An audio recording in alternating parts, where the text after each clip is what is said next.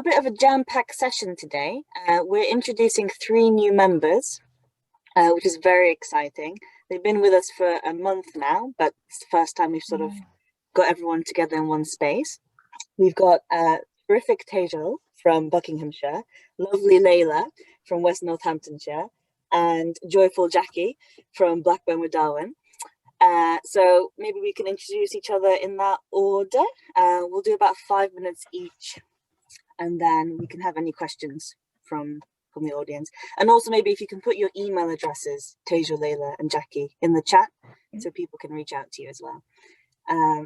Tejal, take it away. Thank you. Morning, everyone.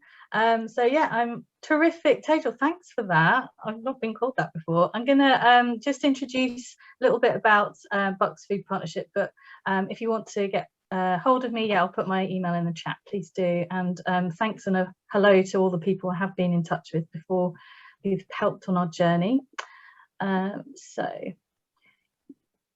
let's just share my screen.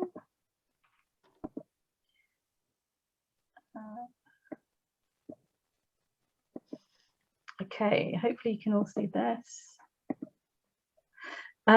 So Bucks Food Partnership had begun back in January last year. It was just starting out as an idea, and it was formed over a series of lots of different meetings, but tasks as well, where we've had lots of groups convening around food poverty and food access issues in the lockdown and emergency food response. So our journey began really with bringing together all partners, including the council, and we've moved over the course of a year to start looking at how we then develop as a food partnership by conducting a food summit to try and understand what the local issues are, but also to really try and understand who is it that's in our county and working on these issues as well. So our food summit, which was held in September last year, helped us to publish a report.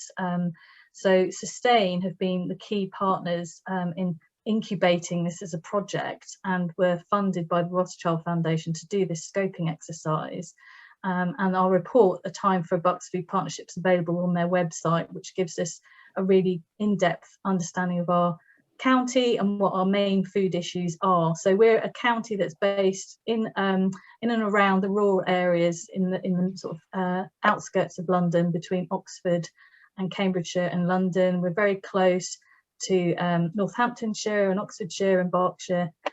And we're also working very closely with our neighbours who have got food partnerships as well. So we've got a lovely little map here of our county, which is very funny shape. So it's got pockets of deprivation in urban areas in our main towns, but no city centre in terms of our partnership.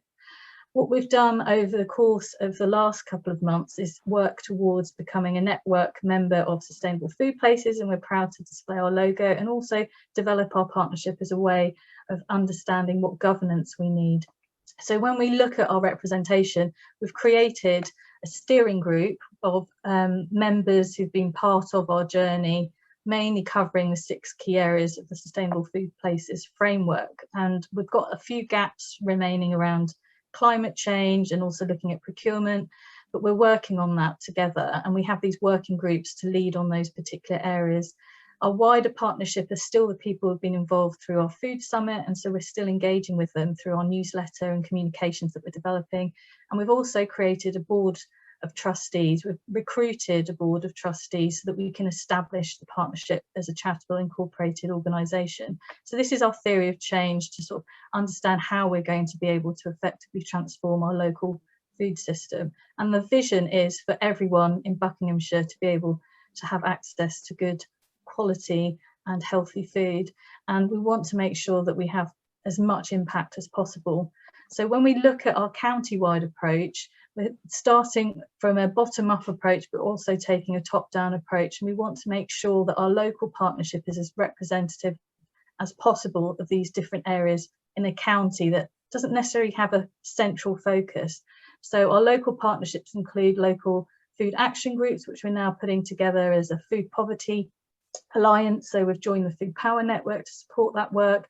And we're also taking our themes forward and sort of focusing on the priority areas. And one of them at the moment is around food growing, but also governance is really key to us, and also how we work with the local Sustainable Food Places network. So we want to make sure that we can share our best practice as well. So that's a little roundup of what we do, and please do get in touch with me if you want to have any further conversations. And one of the key things that we're doing at the moment is to try and recruit a food poverty officer, which will be based within the council, but working with the Bucks Food Partnership as well to take forward that work coming out of the pandemic. Lovely. Thanks, Tejal. If anyone has any questions at all for Tejal, do please put them in the chat. I'm going to pass it on to lovely Layla now.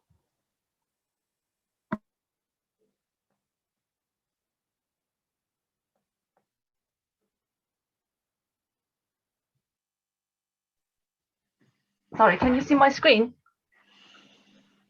Yep. Hello? Yes. Yeah, okay, shall I start then? Go ahead. Yeah. So my name is Layla from West Northamptonshire Sustainable Food Place.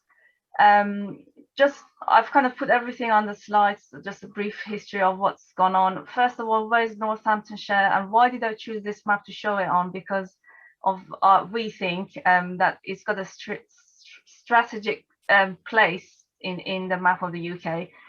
It's quite central and it's under the influence of London and Birmingham. So in terms of connectivity, it's got huge potential and opportunities.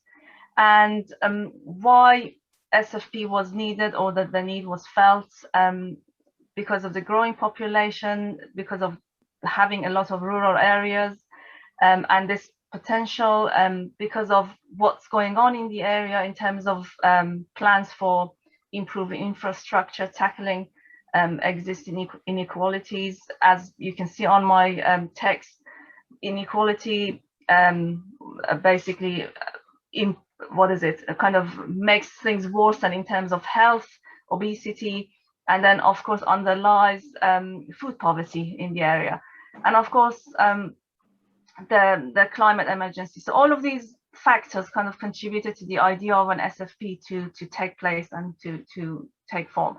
The initial idea was kind of thought of by Robin Burgess, Hope CEO, and David Garlick. And then they unfortunately kind of wrapped it up because it was 2018, and they wrapped it up in autumn 2018. But then the pandemic, as you can see on the right-hand side, kind of encouraged and pushed this idea yet again, brought it to life. And Robin from Hope, which is a local charity, kind of pursued the idea, and then I came on board and started working on the project. And in March 2021, we obtained our official registration. And then other things happened parallel to this registration, has been the fact that, I don't know if you know it or not, Northamptonshire as a total area, which you can see on this map, little one here, has been split to two because of the Northamptonshire County Council went under a lot of, unfortunately, financial problems. I think it was in 2017, I remember, and it finally split, and the split official from 1st of April.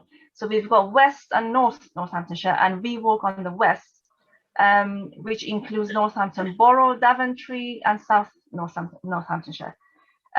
So our SFPs, or West Northamptonshire SFP's strength is, one is timing, because of the launch, because we have a new local authority. Everybody's kind of after doing something new and novel for the West.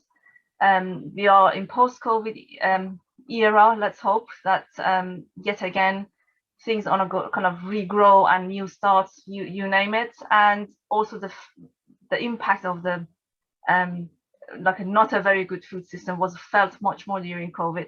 And then we've got Brexit. And our partnership is quite a multi-agency, and the need has been felt by many. And yeah, as I've mentioned, our weakness is that it is very much in its infancy. Northampton and West Northamptonshire is not quite as big as our major cities like Bristol, etc. So we don't have that much of a history in this area, and we haven't got enough activist population. The university is small scale, and yeah, it hasn't been yet heard by many. What we've achieved so far, The partnership obviously has been built. We've got a lot of quite very good partners, and our subgroups have taken shape, 5 of them, which we are very proud, and I think it's been quite fast, to be honest. And our challenges ahead is publicity, to make us heard by the local people and the whole West, because we don't want to be concentrated on the city of Northampton only. We really want to work on across the whole region of West Northamptonshire. And yeah, attracting wider audience, powerful supporters, hopefully, and plans for future. And at the bottom, I've got all the contacts, and yeah, our site, our Twitter, that's all up and running. Thank you for listening. Thanks, Leila. Yeah, so as you can see in the chat, Chris has put the various SFP member websites for our 3 new members in the chat, so feel free to explore those.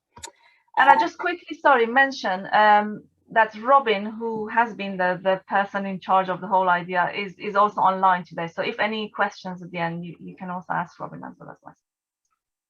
Thank you. Great. Hi, Robin. See you over there. Great. And then finally, either Jackie or Becky, whichever one would like to do your presentation.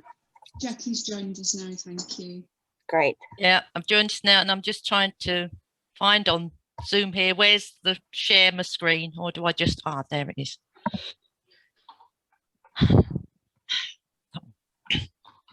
So our Blackburn with Darwin Food Alliance actually started back in 2017 when our Director of Public Health, Professor Dominic Harrison, who's the lead of all sorts of things. And really, I'm speaking you today from the petri dish of the country. COVID is very much with us. It takes priority at the moment, and it is exhausting for us all. So I won't be the usual joyful Jackie that I am. I think the rest of the nation needs to understand that those towns that have the intense clusters, we are burning out, and we need the support of the rest of the nation. Hopefully that's finally coming. It hasn't been. We've been screaming for more vaccinations and more testing and tracing since February. We knew what needed doing, and we've had great resistance from central government. So behind the scenes, we've carried on with public health, and I'm the Assistant Exec for Adult Services and Prevention, trying to do what's right, developing networks and working with our communities rather than at them or for them. Sadly, I really do believe that, again, a lot of the money that does come from central government is short-term, quick fix, chuck money at it, not really listening to us. And I would apply, the Marcus Rashford money has been a symbol of that. You had to do the turnaround so quickly, it was ridiculous. So we are in the real world of trying to guide our members of our alliance and to recruit people to our alliance who really understand that longer term people community development angle of fighting to eat well, as we've called it, but joining us in doing with and managing those many Cape heroes that we have within our communities who are rushing to give out food, and it isn't actually really dealing with the root causes.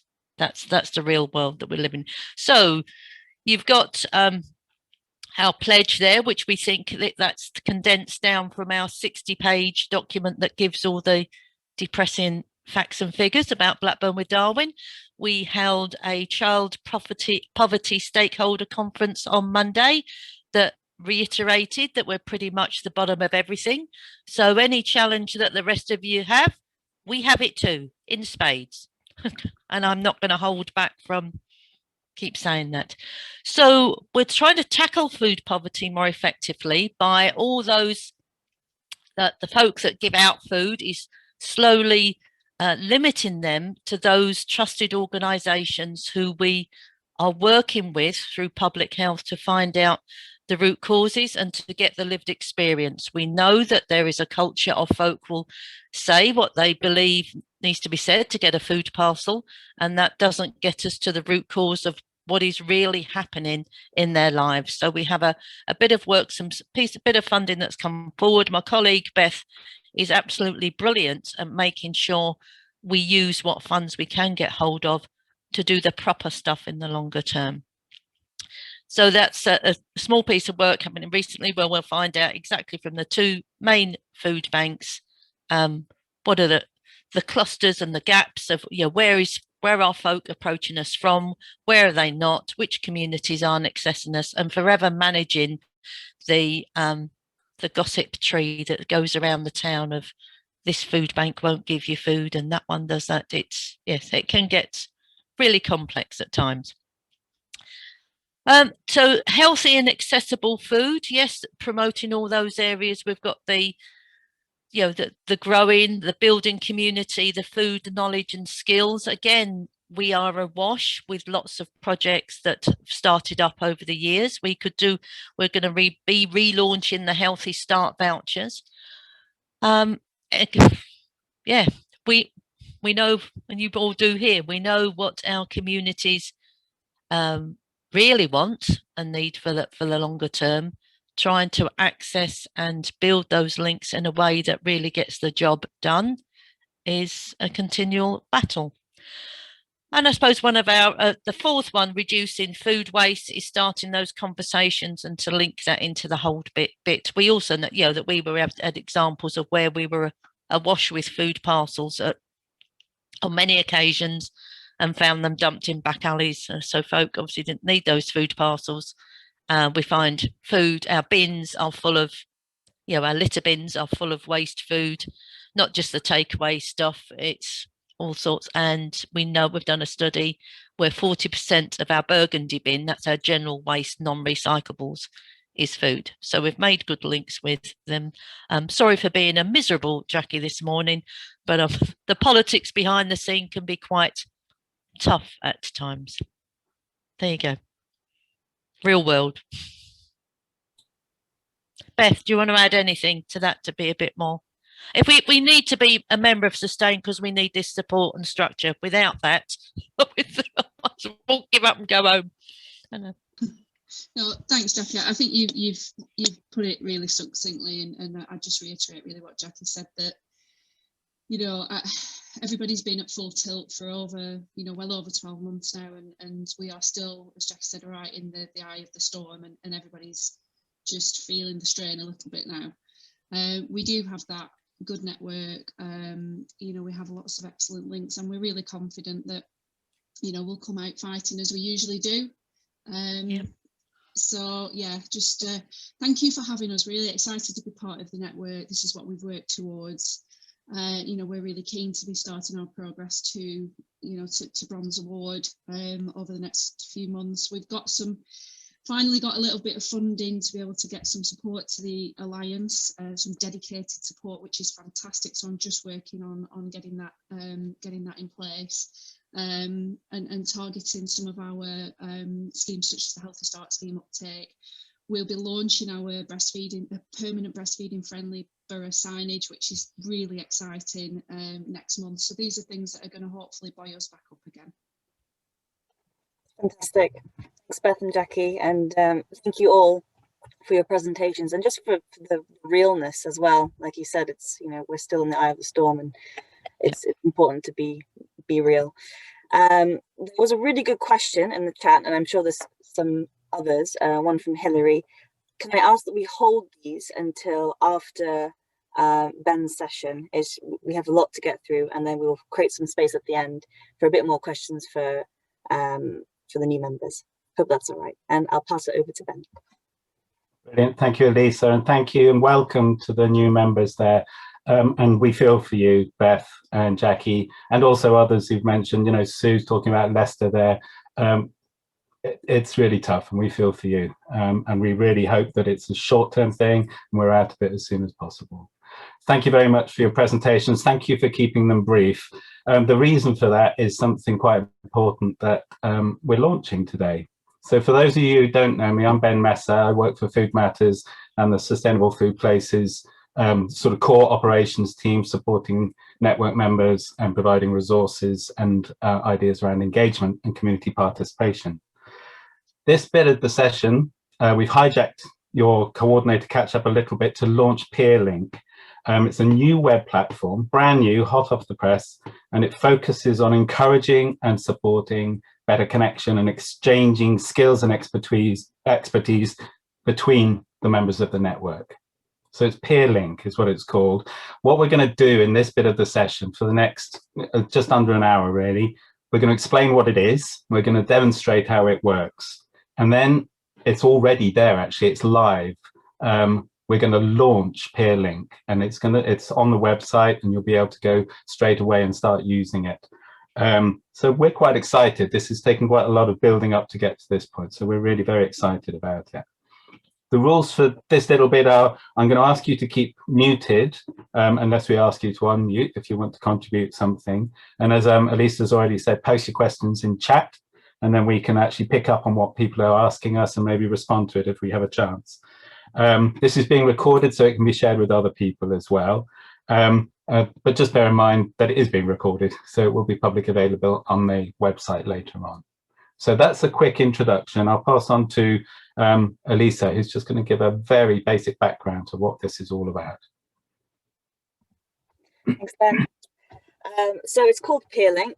What do we mean by peers? Well, we mean everyone in this call, everyone who's working on a SFP food partnership in any capacity. So obviously coordinators are key here, but we also mean your colleagues, your partners, anyone else who's contributing. And the basic idea is that every single person in this room is an expert in their own context. And you know, there's obviously quite a few partnerships that are very new, partnerships that are going through some difficulties at the moment. That, in our opinion, makes you even more of an expert, you know, in a very particular way. So we're really encouraging every single person to get involved, because you all have something valuable to add. You know your places really well, you know your people really well, your communities very, very well. And that's just something that we want to facilitate sharing. Obviously, this isn't new. So the SFP sort of network has a history of being really good at sharing information and supporting each other. We're just trying to make this a little bit more solidified and formal and accessible for everyone. I'll pass it on to Ben. Brilliant. Thank you, Elisa. I'm going to ask you to do something just quickly, if that's all right. Could you all just close your eyes? And I want you to think of something. I want you to think of one thing that your food partnership work where you think you have useful experience and expertise. So one thing that you do in your food partnership work where you think you have useful experience or expertise. This is really one thing that you think others like you could potentially benefit from. So you've all got that one thing. Now you can open your eyes again and write down in chat what that one thing is. So everybody just go to chat and quickly write down your one thing that you feel that in your partnership work that you have useful experience or expertise.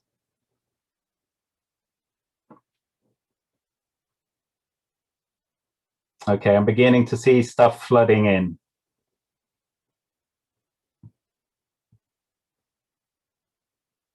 Fantastic.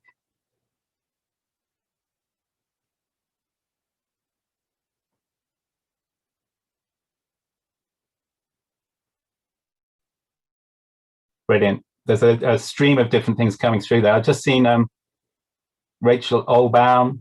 You just put tackling root causes of food poverty. Just open it up a little bit about that. You don't have to say much, just a sentence, what you mean by that. I don't mean to put you on a spot. You don't have to if you don't want to, but if you want to. No, it's fine. So one thing that we've been thinking about in Manchester is the fact that surplus food is often used as a solution to food poverty, and food banks and food pantries are kind of seen as this answer to food poverty, whereas in Manchester we're really trying to unpick that to say You know, surplus food is a climate change problem, and we need to tackle that separately to food poverty. And food poverty is really poverty generally. So, you know, it needs tackling at the root cause. Yeah. Brilliant. Thank you, Rachel. That's great. And I just saw another one come through from Hannah in County Durham, Hannah Murray Leslie. You just put finding ways to enable local authority to engage as something that you think have useful experience of. Do you want to just very quickly, again, a sentence or two on that, Hannah, if you feel like it? Again, you don't. Yeah, that's fine. Just because we've got a massive local authority and it's not very joined up on, well, it hasn't really got any kind of joining up on food. And so that kind of, there's a lot of officers who are quite interested, but giving them sort of enabling them to have authority to act on those things. So making it part of their work is really, I think, something that we've been quite good at. Brilliant. Thank you, Hannah. And I know that to be the case from my experience of chatting with you about what you're up to in County Durham. There's another really, this is interesting to me as a facilitator, but Sophie Patterson has written facilitation. Do you want to just, again, in the same sort of vein, so just share what you meant by that? Hi.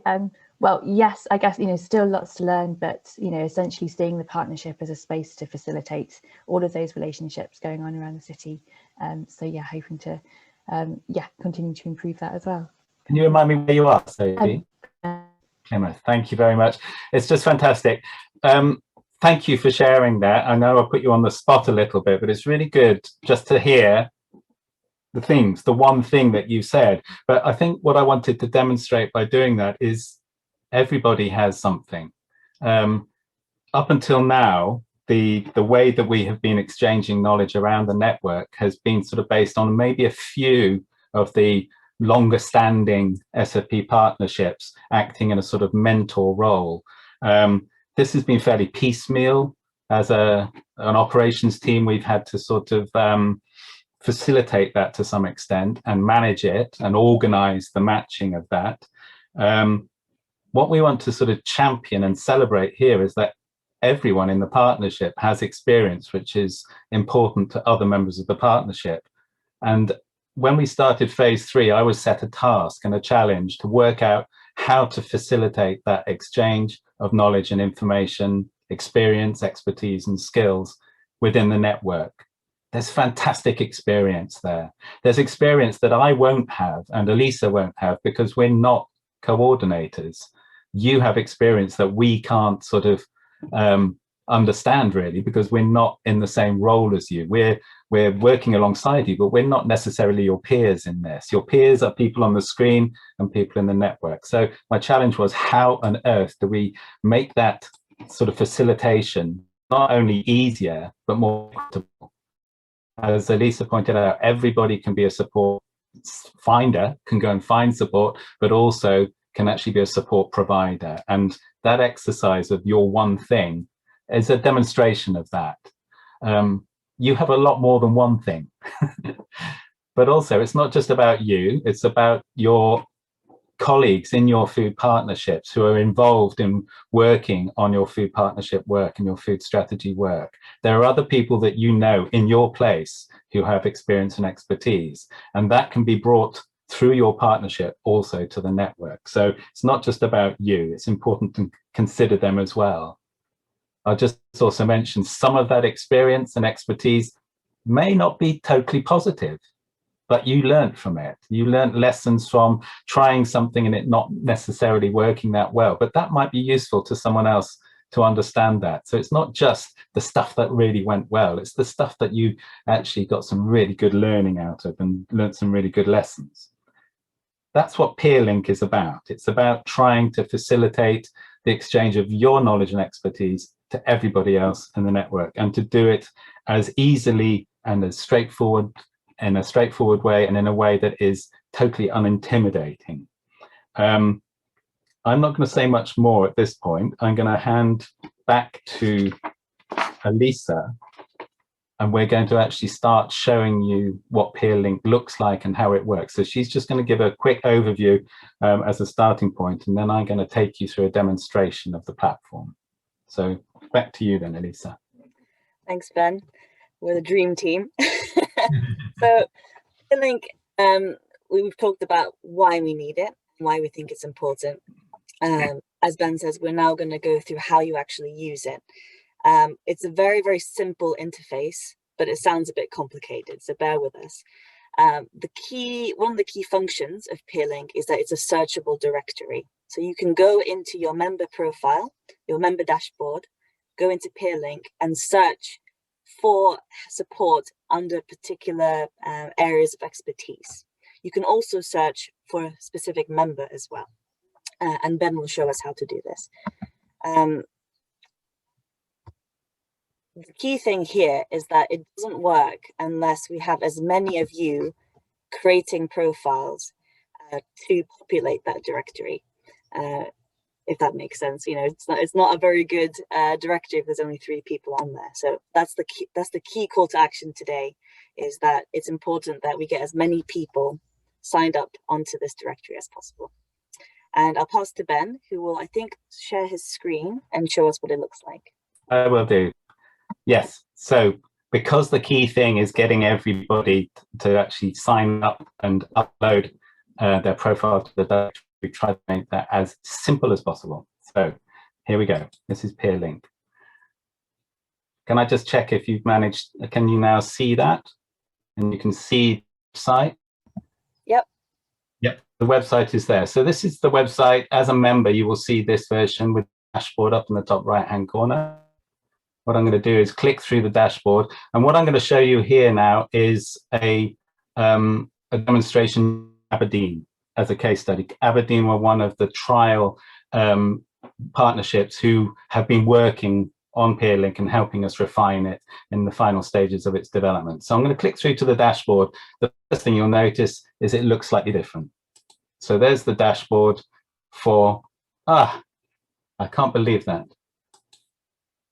That is unusual. I think I've timed out. I'm going to have to go back to this. There we go. Hallelujah. This is the dashboard for Granite City Good Food, the Aberdeen Food Partnership. Welcome to your Sustainable Food Places member dashboard. So you know all this bit, but the organization of this part of the dashboard has now changed. We have this big pink button here which says Peerlink support. Click through there and you have this new platform. So here we are, Granite City Good Food, and I'm going to take you through the first 2 steps of this just to show you how it works. And again, this is for Aberdeen. So it's got the profile for Aberdeen has been uploaded here. So the first thing, as we said, it only works if everybody has a profile which says what they have to offer. It lays out your stall and what you can offer. So if I go into there, what you can see is a little bit of an explanation, some of which I've been through with you just now, but areas of expertise where you have experience to share, could offer support to other partnerships, good and bad, where you've learned valuable lessons, things that you think others could benefit from. And think about other people in your partnership, not just you, the coordinator or the chair, think about other people in the partnership who could offer here as well. So your profile information will appear in a directory. It'll be used by other members of the network to find support, so the support finders, and to identify a short list of potential support providers. So it starts off with some fairly basic questions. Where are you located? So there's a drop-down list, which I'm not sure if you can see the drop-down, but you can identify the area of the country or which nation you are in. You also can upload here the type of local government structure. You know, someone might want to find support from someone from another partner in a similar sort of local authority setup. So there's a way of actually finding that. You could click, it's a 2-tier council. What they had here for Aberdeen, it's a unitary city council. How large is the place where you are located? Again, a drop-down memory. Are you a city region, a city, a town, a city or municipal borough, or a county? Again, you can choose which one you want to put in there. So I've just changed it to town. As I said here, Aberdeen have said city. And again, what year was your partnership set up? Useful just because you might want support from someone who's been doing it for quite a long time. So the next bit This is what looks complicated, but it's not at all. It's a tick box exercise where you basically go through these categories, which are derived from the award framework, and say, where do you think you have that experience, expertise that you think others might benefit from? So you can see that Aberdeen have clicked partnership, governance and legal structures. There's a number of things. You can add more. I'm not going to, because I don't want to mess up Aberdeen's profile. And Martin wouldn't be too pleased if I did that. But it's just basically a tick box on each of the key issues and the 2 subsections of each key issue.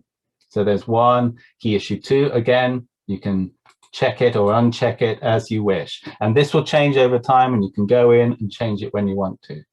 So we've gone through all of the different issues there, and then you can save your changes at the end. So that's basically it. You've uploaded your profile. It's much easier than the dashboard. It's very straightforward. We'll hear from Martin in a minute and hear about his experience of doing this and how he did it. But that's how you develop your profile. If you want to, you can now go and view your profile. Now, this is quite interesting. Martin didn't have to enter that. That came across automatically from his dashboard, his member dashboard. This is also auto-filled from his member dashboard. The stuff that we're seeing down here now is the new stuff that's been added from his profile building tick box exercise that we've just done. So there's the auto-filled stuff, which he hasn't had to write again. That's there automatically. And here, the tick boxes are now transposed across here. His profile now is represented by those tick boxes there. And that's it. That's his profile. On top of that, we've got the logo is added here. As I say, the contact information for the coordinator, Martin Carl, and also the logo, which shows which award they've achieved within the same Sustainable Food Places model. So that's it. That's how you actually create your profile. So I'm going to just go back to the dashboard where we were before. I'm going to plow on because I think it's probably best to get an overview of the whole thing before we start hearing about Martin's experience. So that's how you put yourself in the directory. You create a profile, very straightforward. The next bit is you want to get support from someone else within the network. And that's what this button is for. Search the Peerlink directory for support from your SFP peers. Get support. Look at that. Very clean, finding the right support from the right experts in the SFP network. The basic way to do that is to select a theme. So these are the 6 key issues. I'm going to click into sustainable food economy. Then you have the 2 subsections of the theme.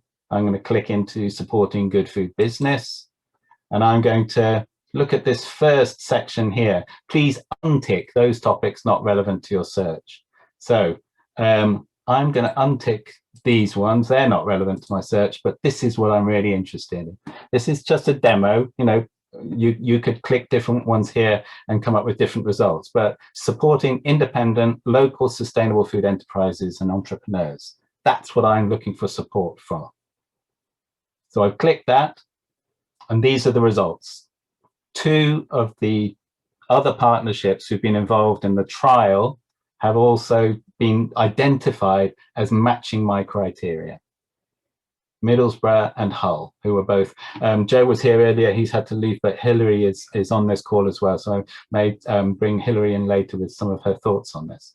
But if I just, for instance, click Middlesbrough as a potential provider of that support, what do I see? I get their profile, the automated uploaded stuff, some of that background information. Oh, established 2010. That's good. They've been going for a long time. Oh, look, they've got a silver down here. This is a really good partnership. I'm quite interested. Well, who's in charge? Joe Dunn. Okay, great. Good information. What is their expertise? Yeah, there it is. That does match what I was looking for under the economy. So supporting independent, local, sustainable food enterprises and entrepreneurs. I found a match. I want to know a little bit more, probably, to refine my search a bit more. And at that point, I had, what was it, Hull and Middlesbrough came up. I'm going to send them a quick email and give some specifics about what I'm looking for, just to check that they're the right people for the job. And also, and I'll go into this in a minute, to see if they need any financial support to help them provide that support. I won't go into more detail on that. I think we'll listen to what Martin has to say, first of all, about this process and how it was for him. But that's not the complete end of the story. You talk with Joe. If he says, yeah, we can do that, and we can help you through what you're looking for, you go back to the Peerlink dashboard, and then you're ready to make a grant request on the dashboard here. But I'll go into that in a minute. So that's it. You upload your profile, you're on the directory, and then you can actually go and start searching for support from your peers. Peerlink, very straightforward. Thanks, Ben. And just on that, Martin, do you want to come in and just speak a few words about your thoughts and experience? Just for everyone else on the call, Martin was part of a small cohort who piloted Peerlink during our research and development phase. So Martin. Yes, absolutely. I think the key thing that I think has been demonstrated quite visually there by Ben is that the whole system of Peerlink is quite intuitive and quite simple to do, and there's a number of stages that you obviously go through to create your profile. And I found creating my profile and setting up the Peerlink profile initially is a really useful exercise, not just to think about where myself as coordinator had that bit of expertise to share or had some really unique pieces of work in the partnership that would be worth sharing elsewhere, but also the wider partnership and thinking about the partners around us and where they have expertise that they might be able to share, and where our partnership really where our strengths are and where the unique points of work really are. And it was a really, really useful process. It was really, really easy to set up, and it was really self-explanatory. So that part was really, really good. And it takes as long as you want it to take, really, in terms of determining where your strengths are. It can take you anything from 2 minutes to myself, it took slightly longer because I treated it as a sort of wider, broader exercise. In terms of looking at the directory and going through the process of finding out what other partnerships, where their strengths and where their unique areas of expertise are, I found that a really useful experience as well, because there's the ability to look into things in a really granular detail, and as granular as you like, in terms of finding out a really specific area where you want support, or if it's just, you know, if it's a key area that you're wanting support on. So you can really narrow down and define it as you want to. As Ben will probably go on to look at, the process of looking at requesting support and things is also incredibly simple, and it's great that everything flows naturally onto the next step. So from creating a profile to browsing the directory, then to go on and look at looking at accessing the support, getting in touch with the people, and actually talking through what's available and what's there to support. So I think the key theme is it's really simple. It is what you make it, and it's really, really streamlined as well. It's a process that I found really easy to use, and it was really great to be part of the trial as well, because it's that opportunity to look at what other partnerships are doing in a really accessible and really transparent way as well. Thanks, Martin. Brilliant to hear that, Martin. I think, as Martin said, he didn't complete the profile by himself. He didn't sit down and think, I think we've got expertise on this, or I think we've had some experience of that. He knows his partnership well, and he could have done that possibly. But what he did, he sat down with some of his steering group, if not all of his steering group. When I say sat down, probably a Zoom call, and they worked out how they were going to complete this together. And I think that is a really good process as well, to sort of bring your group together and listen to each other and what they were willing to say that they have experience and expertise on. But thank you, Martin. That's just a really good overview of your experience of it. I don't know, it's quite interesting because we had a lot of conversations about it, and you know, Hilary, I know, said, well, how do you know if you're an expert in something? How do you judge that against other people? And I think there's going to be a little bit of a sort of a feeling our way on this a little bit. But as I say, your experience if you put it up there and say that you do have experience, that's not the end of the story. You do have a conversation there, and it's possible that the support finder will actually understand the nuance of what you're saying in terms of, you know, our experience was around this. You'll say, well, that's useful to me. Let's have a proper exchange on this. So feel free to sort of put your expertise and experience there. Don't feel too shy about it. You know, you can have a conversation about it to actually refine your choices later on. Hilary, I don't know if you wanted to actually add anything to what I've just said there. Put you on the spot slightly, sorry. No, I'm deeply flattered, and of course, don't forget Anna. Anna is our Chief Coordination Development Officer. She's on the call too, and it's really Anna who has also, well, spent the time filling it in. I'm just, and I'll pass across to Anna in a second, but I just wanted to say, because I've been, you know, and thank you for repeating what I asked you, but because I've been around a long time, I don't actually think I know anything. But not true. Well, no, but one of the great things that I've found of this whole process and the people that I know across the country, and it's increasingly an organisation to be reckoned with, is the relationship building and the people I've met and the way it's enriched what I do and how I think. And I think that too is enormously valuable from a sort of psychological and sociological perspective. And that I can't speak more highly about. But the process, the other thing too, is the time it takes, and the new people who are obviously so incredibly organised. I've been so impressed with the presentations this morning, and how efficient, how precise, and how, you know. But it takes time to make relationships, and it's all about people and connecting, and it's finding, of course, the right people, the right decision makers. Yeah, of course. But it's all about relationship building and trust. And people forget, you know, we all have to know people and trust them, and yeah, so that's why. But if Anna, yeah, because there's something I didn't mention. I think Elisa mentioned it, but it is about people, and it's about relationship building, and that can happen in all sorts of different ways. You may have a random conversation with someone at an event, or you may bump into someone and talk about where support might be a good idea from a particular partnership. Yeah. You can go straight to that partnership if you want to. Let me just show you on the screen again, where it says get support here. Can you see my screen, Elisa? Yeah. I showed you how you can search by theme, but you can also go straight to the Peerlink profile of the particular partnership out of the whole list of every single profile. So these are the profiles of the partnerships that were in the trial, but there will be a whole list under there of every partnership. So if you've met, you think, no, they'd be good for support on what we're looking for, you don't need to go through the filtering by theme. You can. Just thought I'd add that pertinent. So thank you. No, not thank you, Ben. I don't know if Anna wanted to add anything to that. Sorry, as she's on the call, I'll shut up.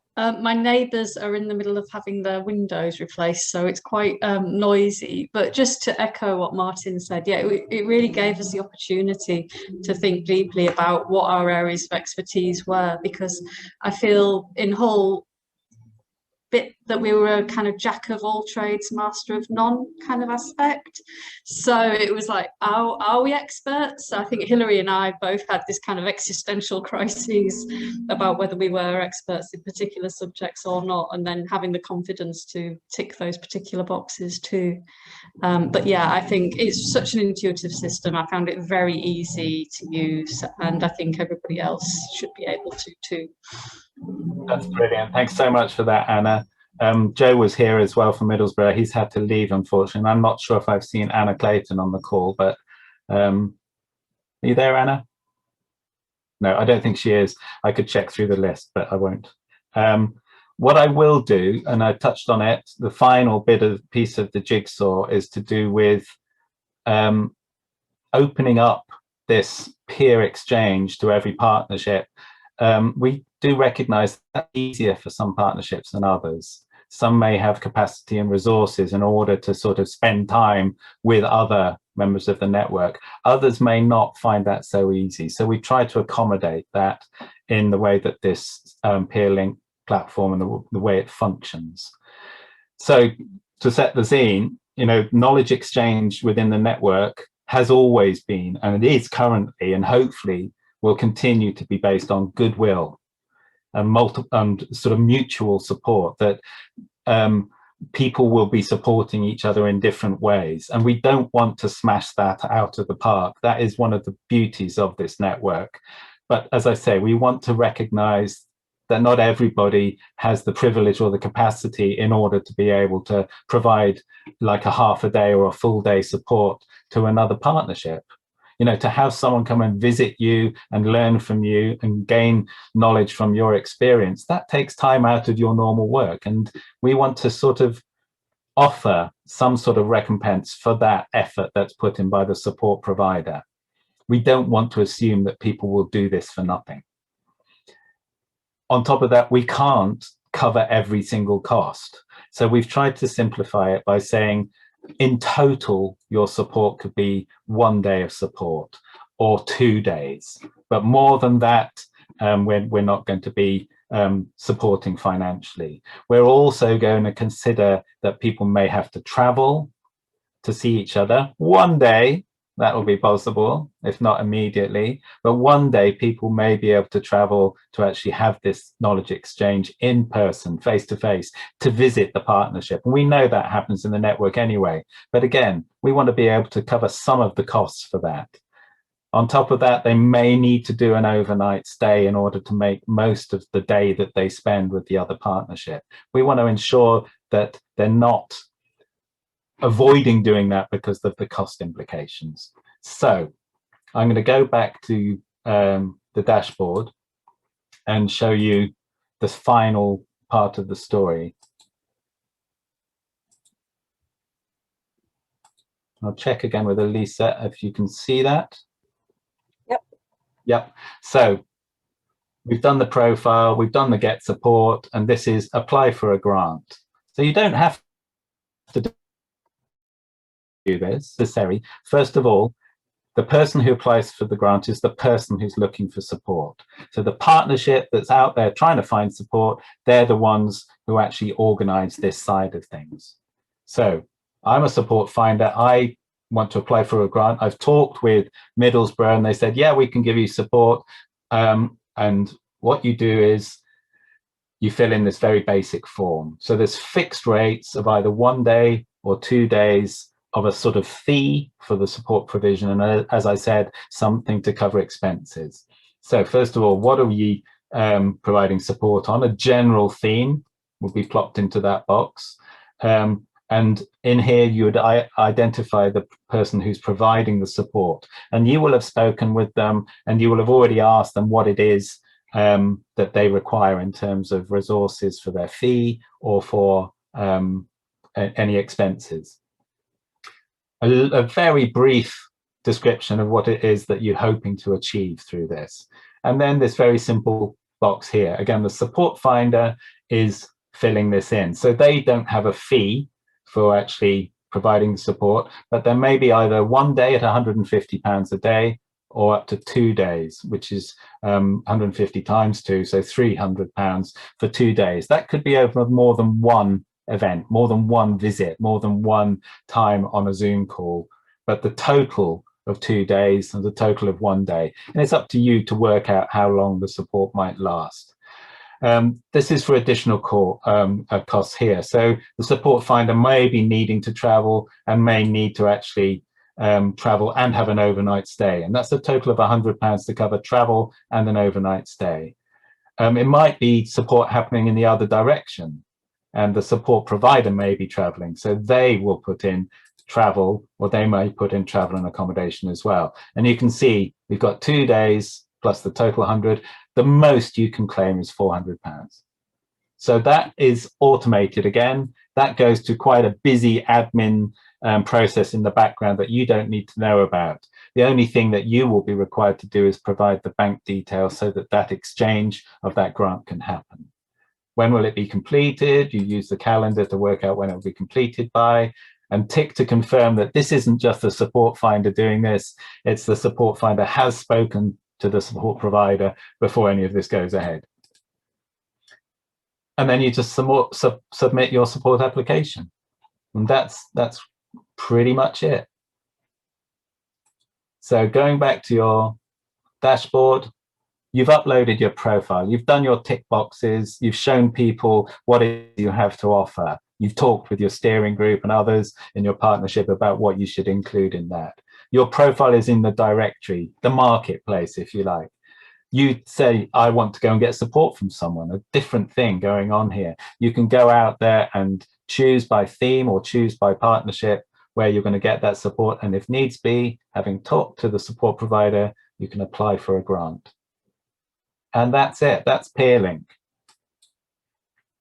So, as Elisa said right at the beginning, this will only work if as many members as possible upload a profile.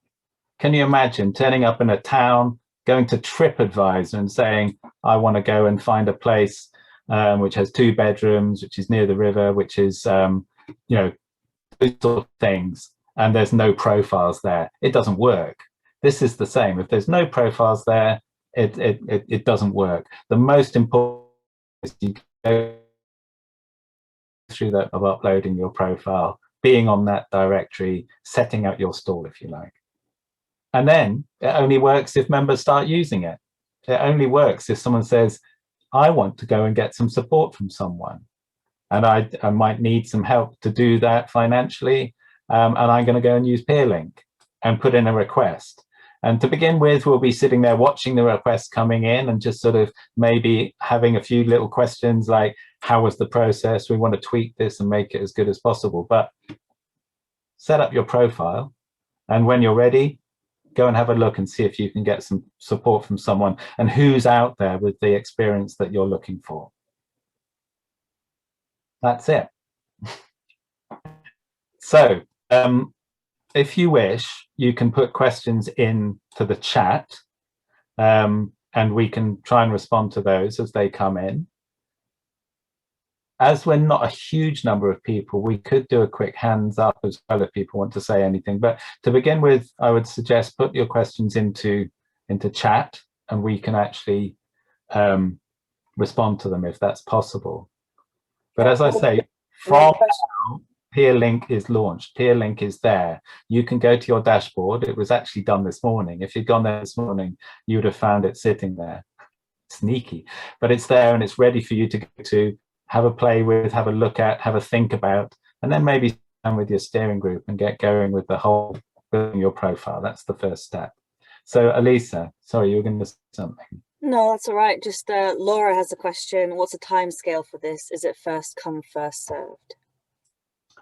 Yeah, we want to generate as much activity as possible, really. I think what we might find is that a few partnerships get loads and loads of requests. That's possible. What we're hoping that Peerlink will do will, as I say, make it more equitable so that there are more support providers than just a few. But I would suggest we want to see how it goes. And, you know, ideally we'd be inundated with people requesting support from different people, because that is the buzz that is required in order to make this work. So yeah, it is really first come, first served, but you will talk with the support provider and they will have to sort of manage a little bit who are they going to be providing support to. So test it out, we'll see how it goes. If we need to tweak things, if we need to sort of organize things a bit more, we might have to do that to begin with, but yeah, first come, first served. Great. Layla, you have a question? Yes, because I'm kind of new to this whole thing, and generally West Northamptonshire is new. I think I will need a lot of support, but then it will be like chats. So I don't think there's any grant involved, right? Unless the person that I'm asking for support is happy to give, or you know, guide me through or have a little lecture for me, but for free. Is that the idea? Would they do that? Yeah, absolutely. I think that's the way it happens at the moment. It is based on goodwill and mutual reciprocity between partnerships. we want that to go away.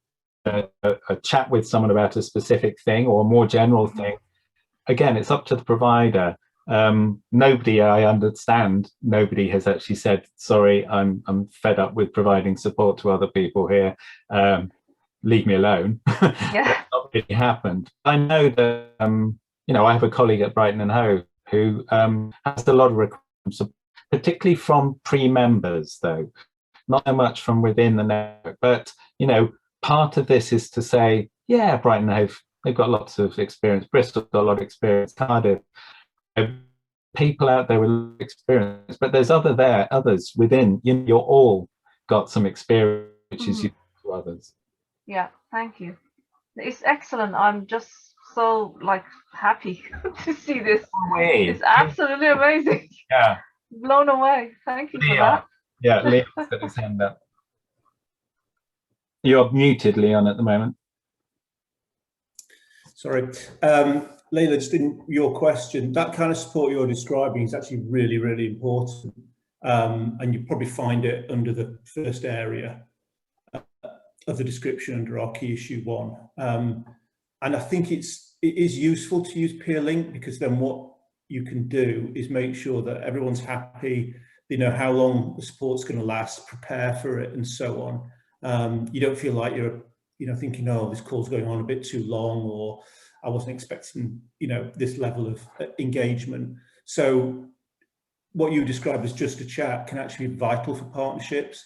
And feel free to put that through Peerlink. It is a really important function. It doesn't have to be very specific topics. It can be more about how is the partnership going, governance, and so on.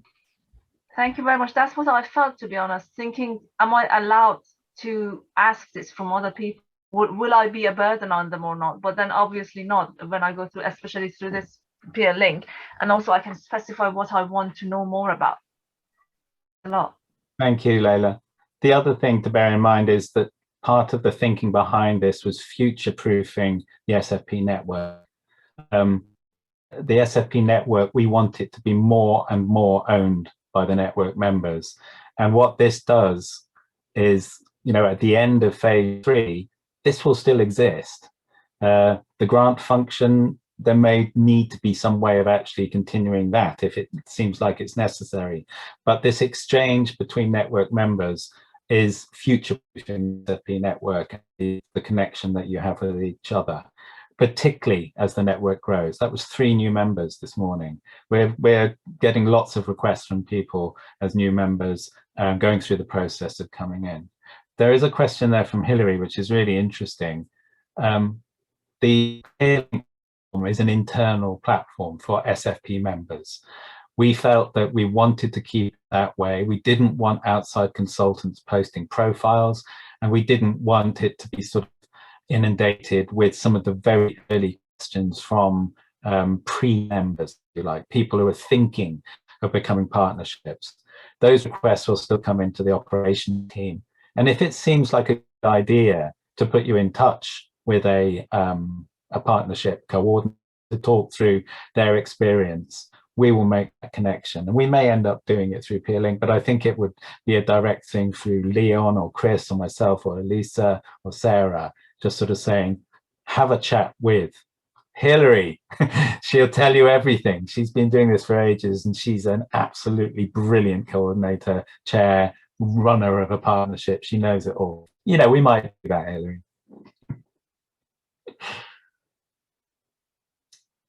Anybody else with any thoughts or questions there? Elisa, have you seen walking through on the chat?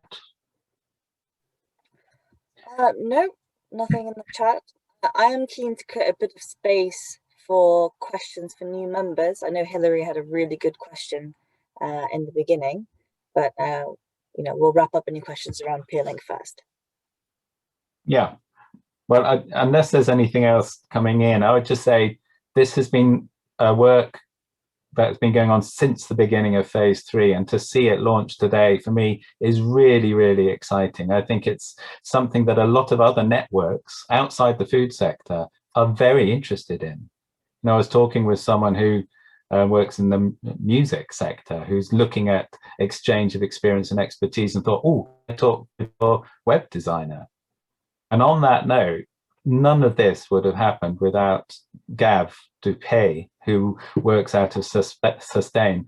I came to him with what I thought was a really useful template for this. He built this from scratch based on my concept and my thinking about its functionality, that being translated into text speak by Elise, who is working behind the scenes on this, and built it. So a massive up to him. I think it's a fantastic functioning platform, large to his brilliance. So get building your profiles. That's the main thing. And once you've done that, get out there and see who's out there with the experience and expertise that you need. As we say, it doesn't work unless we've got a directory of profiles. So I'm not going to say any more other than thank you for giving us the space in the coordinator catch-up. Thank you for Martin and Hilary for your feedback, and Anna. And I'll go back to Elisa, who will take us back to some of the questions about the new members. Thanks, Ben. So I'm just going to read off, or Hilary, would you like to ask your question again? It was about how have new members' work been received? Oh, thank you. Just very briefly, and I'm sorry, you must all be bored from hearing my voice. And thank you for those very kind and quite flattering words. I don't think that's really true, but anyway, anyone can ring me. That's fine. But I was just curious about, because it's sort of more interesting in the way that the population, the general population, have responded to this last terrible year. Have you found it's for your three newbies joined today officially? Have you found in conversations generally that this led to a much bigger interest in the food agenda in the cities, in the areas that you work? You know, you've obviously gone down the route and designed and become involved, become members. But have you noticed an uptick in much more interest on the street, effectively?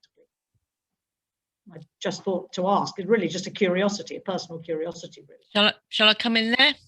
This is Jackie in Blackburn. Yeah, hello, Jackie. Yeah. The conversation about food, yes, a big uptake across everywhere.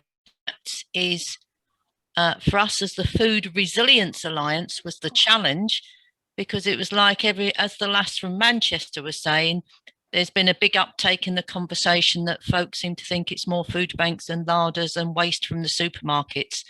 And so as the Resilience Alliance, we've really had to stand firm and say the conversation is much wider than that.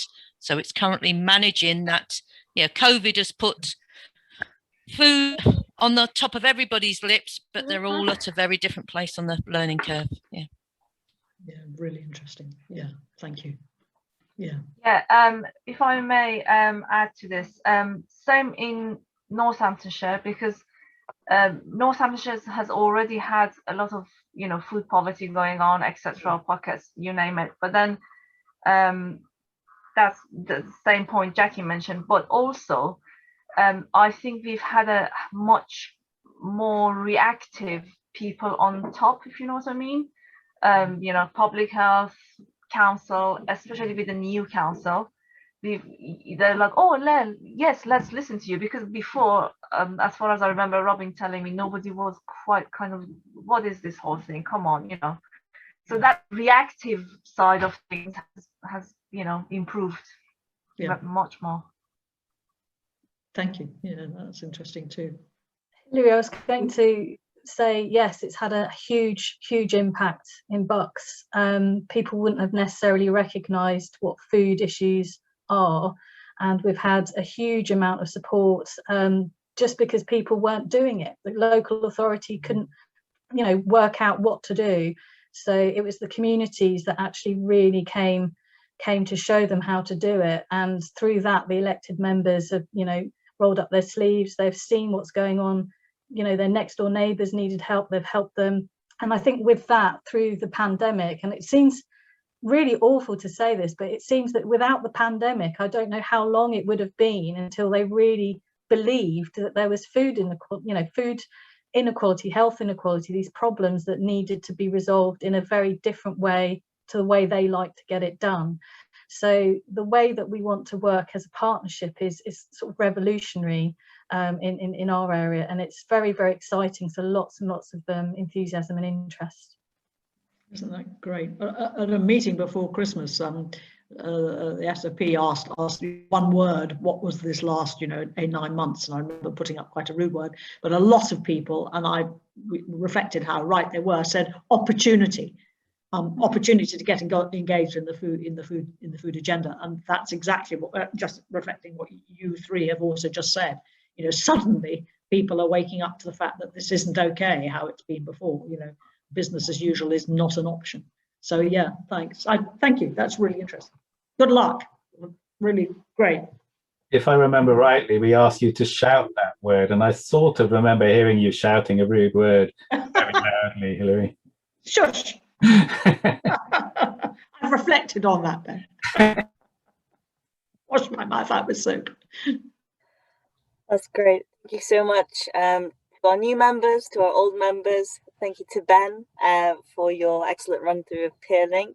Thank you to everyone else on the call for your time. It's always so good to have you all in the same room, as it were. And it's sort of a good it's a good microcosm of what Peerlink is about as well. Just us sitting here nattering and sharing expertise. So thank you, and see you next time. Yeah, thank you very much all. Thank you, everybody. Bye. Bye. Good to see you all. Bye.